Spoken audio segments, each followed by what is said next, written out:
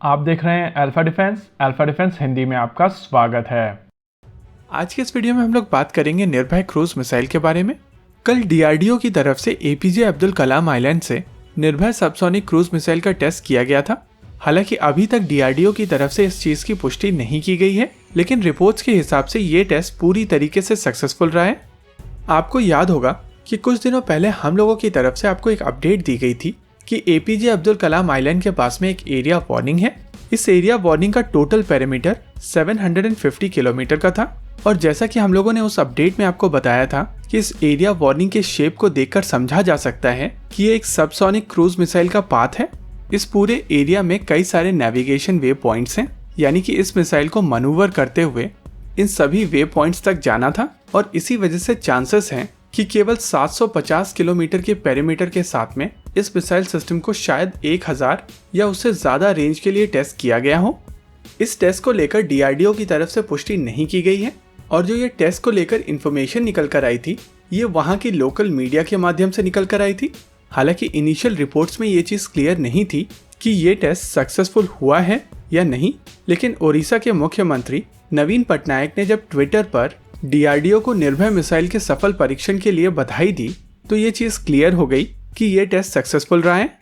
निर्भय cruise missile project Bharat के लिए काफ़ी ज़्यादा क्रूशल प्रोजेक्ट है और अगर कल के टेस्ट को मिलाकर देखा जाए तो अभी तक इस मिसाइल सिस्टम के 8 अलग अलग तरीके के परीक्षण किए जा चुके हैं।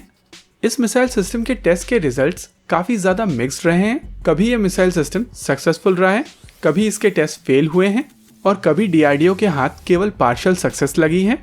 लेकिन बावजूद उसके इस मिसाइल सिस्टम को अब डेवलप कर लिया गया है और पिछले साल कुछ रिपोर्ट्स के हिसाब से इस मिसाइल सिस्टम को लद्दाख में डिप्लॉय भी किया गया था। हालांकि जो मिसाइल सिस्टम कल टेस्ट किया गया था वो लद्दाख में डिप्लॉयड निर्भय सबसोनिक क्रूज मिसाइल से काफ़ी ज़्यादा डिफरेंट है। इस चीज़ को समझने के लिए अभी तक के सभी निर्भय टेस्ट के ऊपर एक नज़र डालते हैं। इस मिसाइल सिस्टम का सबसे पहला टेस्ट साल 2013 में किया गया था और इस टेस्ट के दौरान इस मिसाइल सिस्टम को लगभग 1000 किलोमीटर दूर बे ऑफ बंगाल में अपने टारगेट को स्ट्राइक करना था।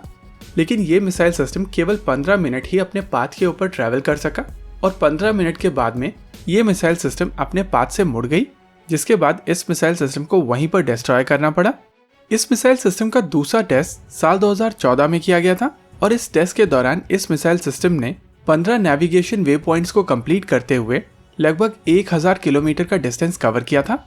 तीसरा टेस्ट साल 2015 में किया गया था और इस टेस्ट के दौरान ये मिसाइल सिस्टम केवल 128 किलोमीटर का डिस्टेंस कवर कर पाई थी। वहीं पर चौथा टेस्ट साल 2016 में किया गया था और माना जाता है कि इस टेस्ट में भी ये मिसाइल सिस्टम फेल हो गई थी। हालांकि इस मिसाइल सिस्टम का 5वां टेस्ट सक्सेसफुल रहा था, लेकिन इस टेस्ट के दौरान टर्बो फैन इंजन की जगह टर्बो जेट इंजन का प्रयोग किया गया था और ये मिसाइल 650 किलोमीटर से थोड़े ज़्यादा डिस्टेंस तक ट्रैवल की थी। इस मिसाइल सिस्टम के छठे टेस्ट के दौरान भी इसको 650 किलोमीटर की रेंज पर ही टेस्ट किया गया था और यूज किया जाने वाला इंजन टर्बो जेट इंजन था। ये टेस्ट भी पिछले टेस्ट की तरह पूरी तरीके से सक्सेसफुल रहा था और इस टेस्ट के कंप्लीट हो जाने के बाद में पिछले साल इस मिसाइल सिस्टम को लद्दाख में डिप्लॉय कर दिया गया था। वहीं पर डीआरडीओ की तरफ से इस मिसाइल सिस्टम को देश में निर्मित शॉर्ट टर्बो फैन इंजन, जिसको उस समय मानिक इंजन कहा जाता था, उससे पावर करने की कोशिश की जाती रही। इसके अलावा इस मिसाइल सिस्टम के लिए एक एडवांस सीकर को भी डेवलप किया गया था। इन दोनों टेक्नोलॉजी से लैस ये missile system indigenous technology cruise missile system कहलाती है और पिछले साल अक्टूबर में इस मिसाइल सिस्टम को इस इम्प्रूव्ड सीकर और शॉर्ट टर्बो फैन इंजन के साथ में टेस्ट किया गया था। हालांकि ये टेस्ट भी पूरी तरीके से अनसक्सेसफुल रहा था, लेकिन माना जा रहा है कि कल का टेस्ट पूरी तरीके से सक्सेसफुल रहा है और इस मिसाइल सिस्टम ने 1000 किलोमीटर की दूरी पर अपने टारगेट को न्यूट्रलाइज किया है।